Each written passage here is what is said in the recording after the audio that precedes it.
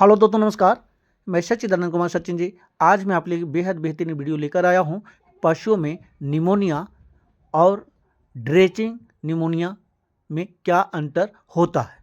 दोस्तों, आज मैं आपको इस वीडियो के माध्यम से यह स्पष्ट कर दूंगा ताकि आपको पता चले कि निमोनिया और ड्रेचिंग निमोनिया क्या एक ही समान होता है, क्या दोनों में सिम्टम्स एक ही होता है, क्या दोनों में पशु का लक्षण एक ही होता है, तो कुछ अंतर होता है। दोस्तों, तो सबसे पहले मैं आपको बता दूं कि निमोनिया और ड्रेचिंग निमोनिया में लगभग सिम्टम्स पशु में मिलता जुलता होता है, परंतु अंतर यही होता है कि निमोनिया बैक्टीरियल वायरल डिजीज के जो बैक्टीरियल जीवाणुजन्य रोग है और जीवाणु के कारण फैलता है, एलर्जेटिक होता है, मौसम वातावरण धूप गर्मी सर्दी जाड़ा बुखार इत्यादि के कारण भी होने की संभावना रहती है और यह खासकर सर्दियों के मौसम में ज़्यादा होती है। जब किसी पशु को एकाएक धूप से ठंडे पानी पिलाई जाती है तो निमोनिया होने का असर बढ़ जाता है। तो इसके जबकि ड्रेचिंग निमोनिया जब कोई बीमारी हो जाता है और उस बीमारी को ठीक करने के लिए ओरली यदि मुंह से किसी दवा को दी जाती है, तब वह दवा पेट में लीवर में न जा करके डायरेक्ट श्वास नली में चला जाता है, जिसके कारण से एक रोग उत्पन्न हो जाता है और वही आपको ड्रेचिंग निमोनिया के नाम से जाना जाता है। दोस्तों, यह बेहद खतरनाक बीमारी होती है।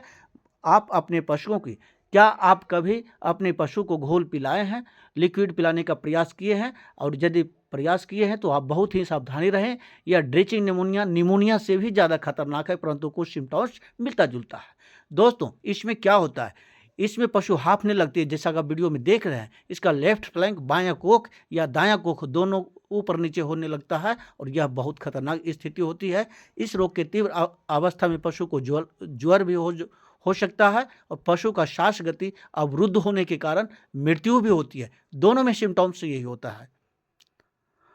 दोस्तों, जब यह बीमारी पशु को हो जाती है तो कई दिनों तक लगातार खाना पीना जुगाली करना बंद कर देती है, ग्लूकोज लेवल डाउन हो जाता है। उस स्थिति में आप इसे, जैसा कि आप वीडियो में देख रहे हैं, इंटालाइट 1 या 2 लीटर एकदम स्लोली धीरे धीरे आप दे सकते हैं। इसको NS भी आप दे सकते हैं, जिसमें आप इसको सेकेंडरी बैक्टीरिया से रुकाव के लिए मोनोसेप और एविल डेक्सोना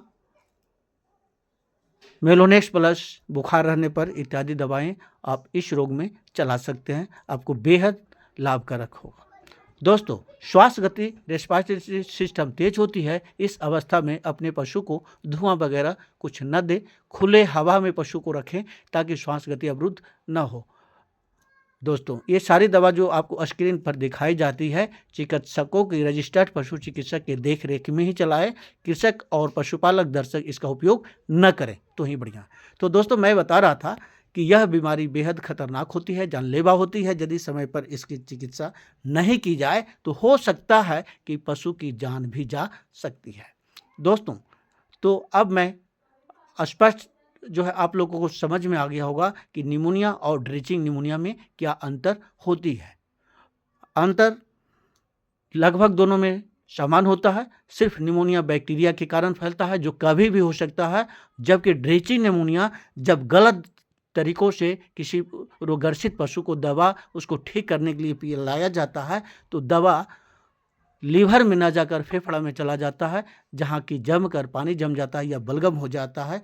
तब जो बीमारी का सिम्टम्स उत्पन्न होता है उसी को जो है ड्रेचिंग निमोनिया या ड्रिंकिंग निमोनिया के नाम से जाना जाता है। यह निमोनिया से भी ज़्यादा